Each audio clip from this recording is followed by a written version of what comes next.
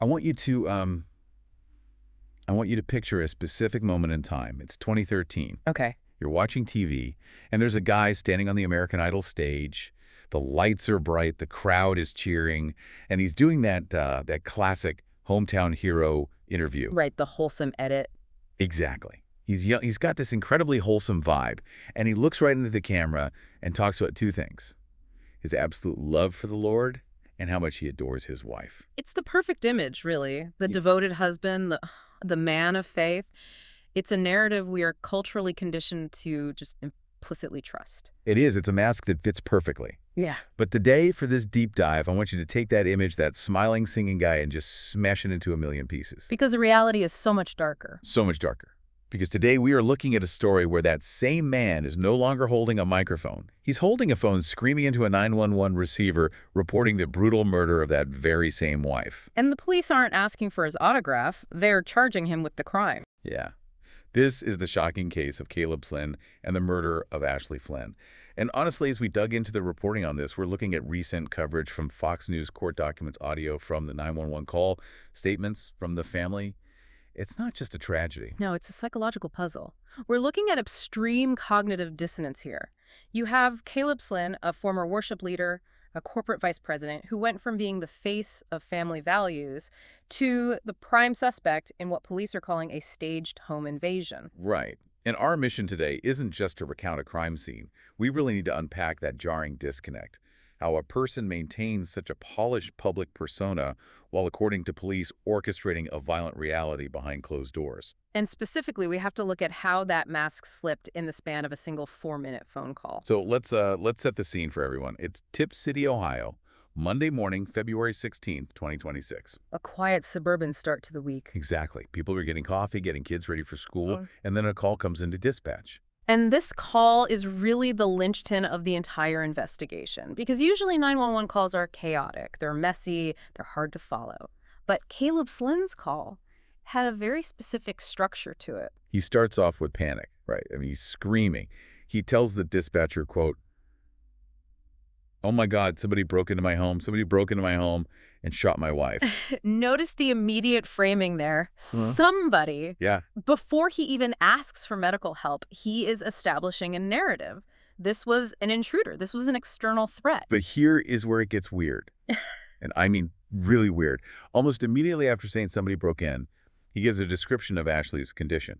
He says, quote, "My wife, she's got 2 shots to her head. There's blood everywhere." Stop right there. That detail, 2 shots to the head, is incredibly significant from an investigative standpoint. Why? Just because he's being accurate? Because he's being too accurate too quickly. Think about it. If you walk into a room and find your loved one in a pool of blood, your brain goes into shock. But you panic. You check for a pulse, you scream she's not breathing or she's hurt. Most people in that level of traumatic stress do not stop to count the number of bullet holes or identify the specific anatomical location of the entry wounds within the first 30 seconds. Wow. It's like he skipped the shock phase and went straight to the medical examiner phase. Exactly. It suggests he had processed the scene before he made the call. He wasn't discovering the body. He was describing a scene he already knew intimately. That is chilling. It's a subtle difference, but to a seasoned investigator or a dispatcher trained to hear tone, it's a massive red flag. And he didn't stop with the medical report either. He also decided to give the dispatcher a tour of the house's security failures. The door. Yes. He specifically mentions that the door, quote, leading to the garage door was wide open. This is what we call over-explanation or narrative control. Meaning what exactly? Meaning, in a genuine emergency, you are focused entirely on the victim. You're trying to save them.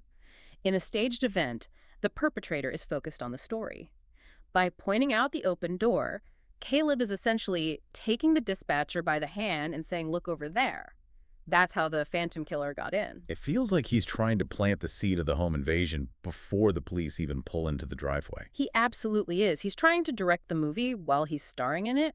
But the problem with overacting is that it looks fake. And the police, to their credit, didn't buy a ticket to this show. No, they did not.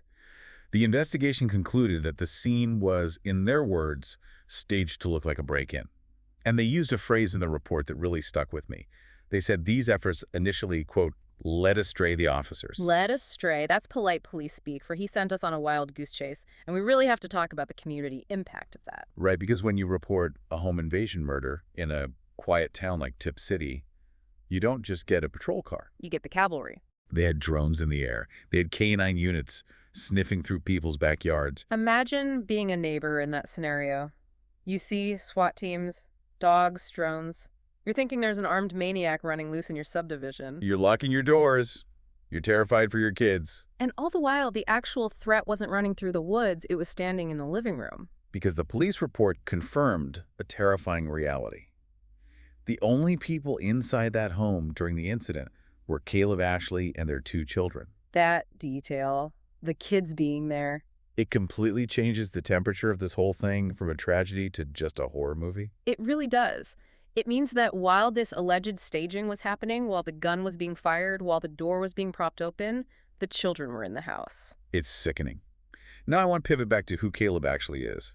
Because for a guy to think he can pull this off, to think he can outsmart the cops with a fake break-in story that requires a certain level of arrogance or at least confidence. Absolutely. He was a guy who was used to people listening to him, believing him. Right. We mentioned American Idol earlier, which is back in 2013.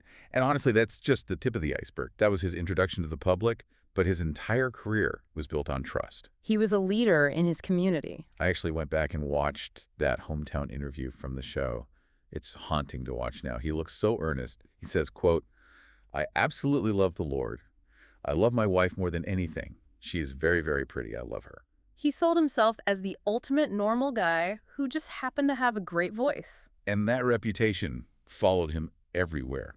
He wasn't a drifter.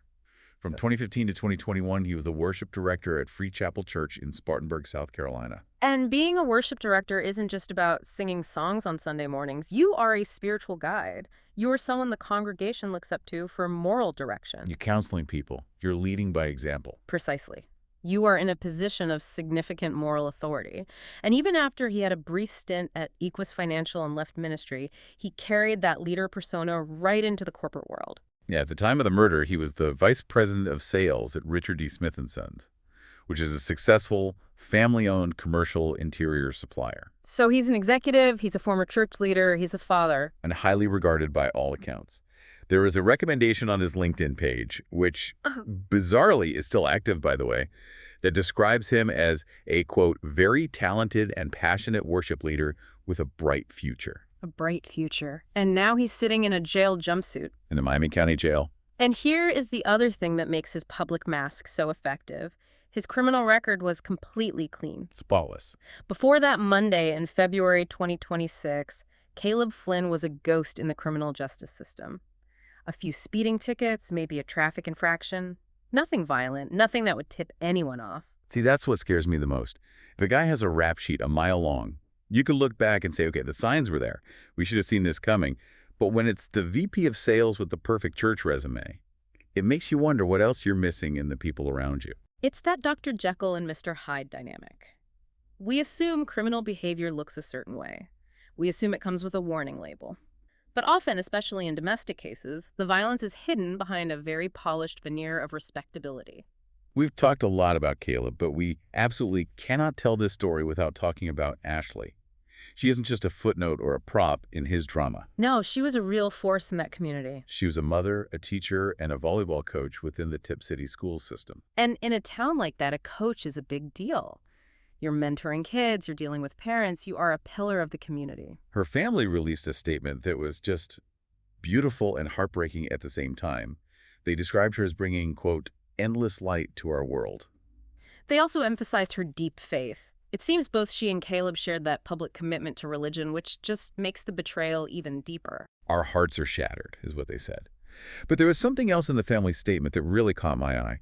Usually in cases like this, you see families either staying totally silent, or sometimes they even rally around the accused if they think it's a terrible mistake. But Ashley's family didn't do that. No, they came out swinging in support of the police. That caught my attention too. They said specifically that they believe the arrest was made, quote, carefully and not without serious consideration. Serious consideration. That is a very specific choice of words for a grieving family to use. It signals that they have been briefed. It implies that the police and the FBI who joined this probe sat the family down and laid out the evidence. They didn't just say, "We think he did it." They likely showed them why they know he did it. Right. For a family to publicly support the arrest of a son-in-law, the father of their grandchildren, the evidence has to be overwhelming. They have to be certain. That speaks volumes. It tells me the police aren't just guessing here. Tip City Chief Greg Adkins actually came out and stated they believe this was an, quote, isolated incident targeting this specific residence. Dispelling any lingering fears of a random attacker in the neighborhood. Exactly. Yeah. So let's look at what they actually charged him with, because it's a very revealing list. He is facing murder, of course, but also 2 counts of felonious assault with a deadly weapon. And here is the key one for our discussion. 2 counts of tampering with evidence. I want to unpack that tampering charge, because when people hear tampering, they think shredding documents. In a murder trial like this, what does that actually look like? In this context, it confirms the staged home invasion theory. Legally, tampering means you altered, destroyed, or concealed evidence to impair its value in an investigation. When the police say he staged the scene, that act of staging is the tampering. So opening the garage door to make it look like a break-in? That's tampering. Moving the gun or wiping it down? That's tampering. And the fact that there are 2 counts suggests there were multiple distinct acts of deception. He didn't just panic and run. He took specific calculated steps to alter the reality of the crime scene before picking up the phone. And we know the weapon now, right? It was identified as a 9mm handgun. Which again aligns perfectly with his 2 shots description on the 911 call. He knew exactly what the weapon was capable of. So Caleb is booked. He was arraigned on Friday, February 20th. He pleaded not guilty. And the judge set his bond at a massive $2 million. Which reflects both the severity of the crime and the flight risk. He's an executive. He's a guy with resources. You don't give a guy like that a low bail. But he isn't going down without a fight. He's retained a lawyer, L. Patrick Mulligan. And Mulligan is already pushing a very specific defense narrative. And honestly, looking at the timeline, it might be the only card he can play right now. The rush to judgment defense. Right.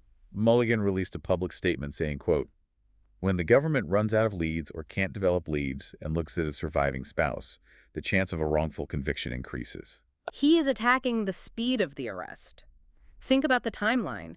The crime happened on Monday morning. Caleb was in handcuffs by Thursday. That's 4 days. Exactly. Mulligan is arguing that 4 days isn't enough time to do a thorough, comprehensive investigation.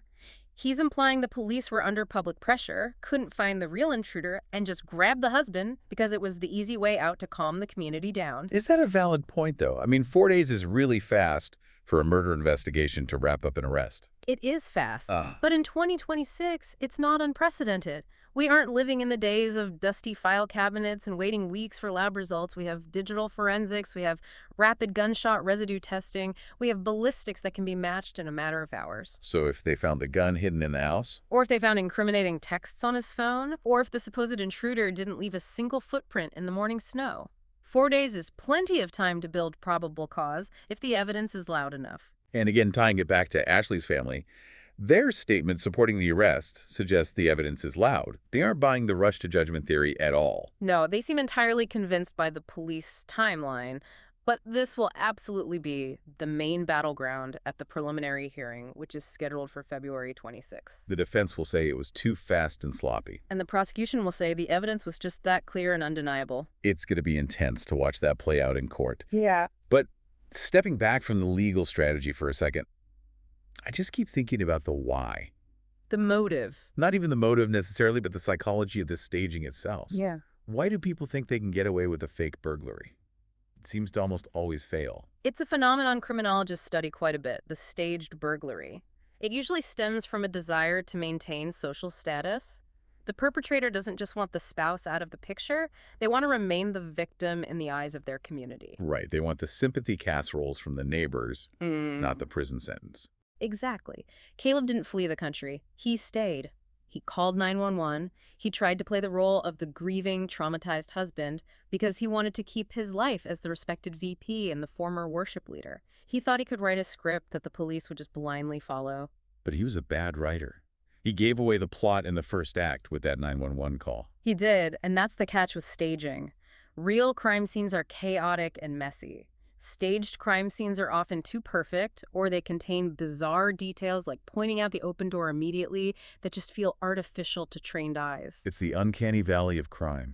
It looks almost real, but something is just slightly off. And good detectives live in that something is off territory. They pull at that thread until the whole sweater unravels. It really forces you to think about the people we see on our screens and in our own neighborhoods. We rely so much on these external badges of goodness. Oh, he's a worship leader, he's a corporate VP, he was on American Idol. We confuse charm with character. We think a good resume equals a good soul. We do. We absolutely do. We have video of this man from 2013 singing about love and faith, looking like the ultimate golden boy. And now we have audio of him from 2026 screaming about a murder he allegedly committed while his own kids were just down the hall. It is the exact same man. And that is the truly terrifying part of this whole story. It forces you to ask yourself a really unsettling question.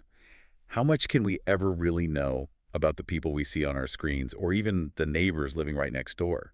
We see the mask they choose to wear, but we rarely see what's underneath until it's far too late. That is the question that lingers long after the police tape comes down. And in this case, the mask didn't just slip, it shattered completely. We're going to be watching that preliminary hearing on the 26th very closely. There's definitely a lot more to come out in this case. There certainly is. Thanks for listening, everyone. We'll catch you on the next deep dive. Stay safe out there.